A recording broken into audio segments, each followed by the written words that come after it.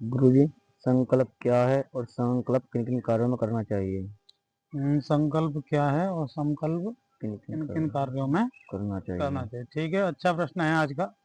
आज हम बात करेंगे संकल्प क्या है। बैठ जाओ। देखिए, पहले समझें संकल्प कहते किसे किसे हैं। संकल्प का अर्थ होता है सम्यक कल्पना। सम्यक एक संस्कृत का शुद्ध शब्द है। सम्यक माने सुंदर, शोभनीय और अच्छा। कल्पना यानी कि जो भी हम मन में अपने विचार कर रहे हैं, और अच्छे विचार का ही संकल्प किया जाता है। अच्छे शुभ कर्मों का ही तो संकल्प होता है? मान लो आपने संकल्प किया कि हमें कुछ हवन कथा या फिर कुछ दान पुण्य कुछ भी करना है, तो उसी का तो संकल्प करोगे। कोई ऐसा देखा है आज तक आपने कि जो चोर हो, तो चोरी करने जा रहा हो, तो वो पहले हाथ में जल अक्षत फूल लेकर के संकल्प करता देखा है किसी ने? वो संकल्प लेके जा रहा हो कि हम फलानी जगह चोरी करेंगे, ऐसा नहीं होता ना। तो शुभ कर्मों का ही संकल्प होता है। और संकल्प किसको कहते हैं? सुंदर शोभनीय अच्छी कल्पना को संकल्प कहते हैं। सत्कर्म का ही संकल्प होता है। अब प्रश्न ये आया कि संकल्प किन किन कर्मों में, किन किन कार्यों में करना चाहिए। तो इसमें मार्कंडे पुराण के अंतर्गत आता है कि संकल्प चा तथा कुर्यात् स्नान दान व्रतादिकम। श्लोक याद है आपको? याद करवाया है, सुनाइए एक बार सभी बोल अच्छे से।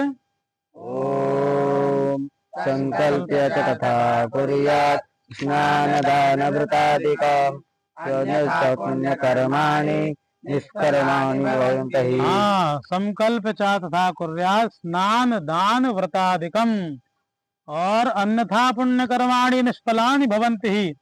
यानी कि स्नान में, संध्या वंदन में, दान में और देव पूजन आदि सत्कर्मों में संकल्प करने का विधान बतलाया है शास्त्रों ने। स्नान से मतलब ये नहीं है कि आप डेली टंकी के पानी से स्नान कर रहे हैं। तो एक बात कह रहे हैं, यदि तीर्थों में जाकर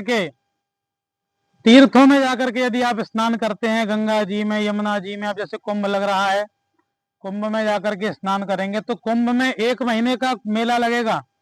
1 महीने पर्यंत जितने भी स्नान, जो भी स्नान करे, वो संकल्प पूर्वक होने चाहिए, तब आपका कुंभ का फल आपको मिलेगा। ऐसे नहीं, संकल्प पूर्वक कार्य करने का ही फल प्राप्त होता है। अन्यथा पुण्य कर्माणि निष्फलानि भवन्ति। अन्यथा सारे पुण्यों का कोई फल हमको नहीं मिलता। सारे पुण्य हमारे विफल हो जाते हैं।